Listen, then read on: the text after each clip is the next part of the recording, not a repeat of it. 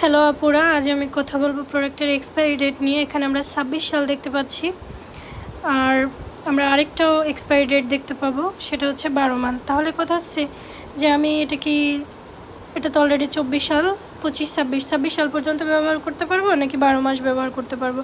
Actually যেটা expiry date দেওয়া থাকে 26 সাল বা 30 সাল, 5-6 বছর এরকম, সেটা হচ্ছে আমরা সংরক্ষণ করতে পারি ওপেন না করে।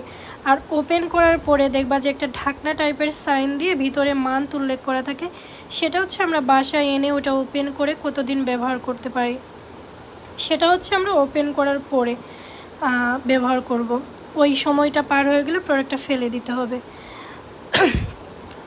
আমি একটা এক্সপিরিয়েন্স শেয়ার করব। আমি বসুন্ধরা থেকে গোল্ডেন ডেজের 2টা প্রোডাক্ট কিনেছি। সেখানে আপুটা আমাকে বলতেছিল যে আপু বড়োটা নিয়ে যান, এই যে এই পাউডারটা, এটা তো 28 সাল পর্যন্ত ব্যবহার করতে পারবেন, তাহলে তো বড়োটা নেওয়াই লাভজনক।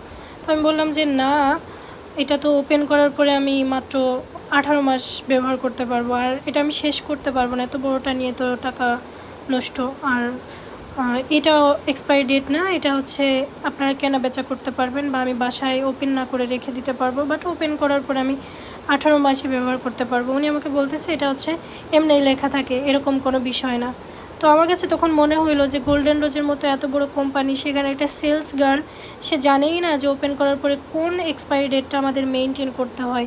জাস্ট তারা সেল করার জন্য বলে দেয় 28 সাল, 29 সাল, 3-4 বছর রেখে আপনি এটা ব্যবহার করতে পারেন।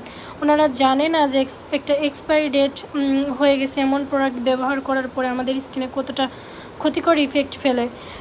আমরা না জানার কারণে কিন্তু এরকম দোকানদাররা বলে দেয় যে আপনি 3-4 বছর ব্যবহার করতে পারবেন, আমরা ওইভাবে ব্যবহার করি, কিন্তু আলটিমেটলি আমাদের স্কিনের কিন্তু ক্ষতি হয়, সেটা আমাদের জানতে হবে।